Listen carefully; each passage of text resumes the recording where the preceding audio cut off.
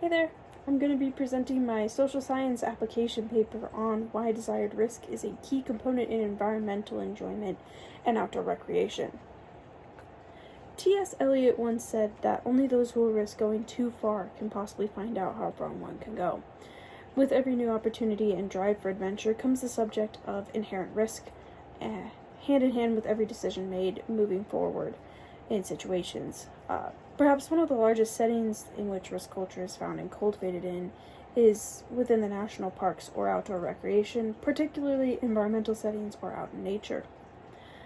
Risk is what some may describe as even the very center of what draws visitors in to visit parks in the first place, or pursue beyond an outdoor recreation into what is called adventure recreation, which is a tad more rough and tumble and definitely more risky.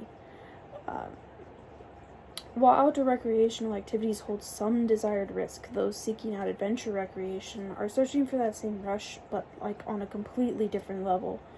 Understanding the desired risk that comes from these activities is also astronomically important, not only to those partaking in it, but also those in the risk management field, in order to develop new ways to provide safety measures and accurately deflect the undesirable risks not intentionally sought after in situations. Inexperienced risk takers may not fully understand the capable outcomes that could be produced from an activity, and not knowing what type of voluntary risk you're stepping into can definitely make those undesirables unavoidable, which ultimately is not only harmful to them, but to those seeking out risk-engaging activities to do so when management becomes too strict or ultimately eradicates the risk altogether in an attempt to make it safer, because those that did not know the outcomes that could come from it, got too hurt, or they had to change stuff because of situations. The national parks are actually an ideal example of what happens when individuals wish to partake in nature, but desire not to disturb what is already there, preserving the authenticity of their visit into an environmental setting. Often enough, the desire to participate in nature is to do so as if humankind had scarcely been there at all, attempting to replicate pristine wilderness, if you will. In order to do this, the minimum impact that man-made structures can have on a setting is usually preferred over sometimes safer options, which in turn increases the likelihood that risk is present while in such a setting. It's certainly a calling for modern-day adventurers to experience the sublime in their own way and time, and through voluntary risk-taking opportunities, they're allowed to do this. The overall experience of being in undisturbed nature and the quality of what visit is what most visitors to a national park are looking for. And while some may view risk as a drawback or from experiences and overall visits, interviews with active visitors and those who do partake in these activities of like have proven how, rather than driving them away, it in fact leads them to return and continue doing what they enjoy and partaking in this risk culture, so to speak.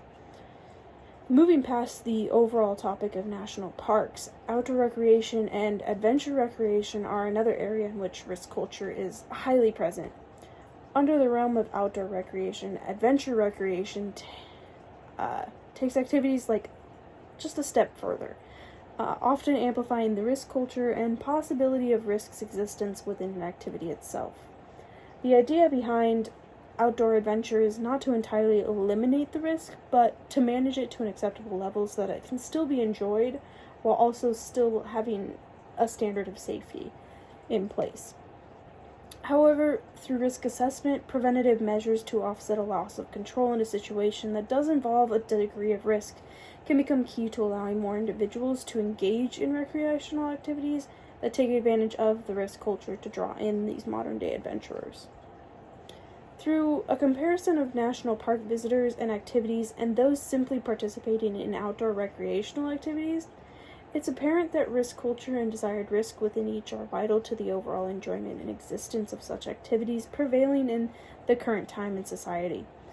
Comparatively, outdoor recreational activities without this component of desired risk become somewhat of an insignificant achievement to some, creating a category of recreation that is overall less authentic and the experience underwhelming at best. Examples of this often exist in like overly cleared paths maintained at such a pristine that there's a fine line between the man-made structure and the actual nature that visitors are wanting to participate in,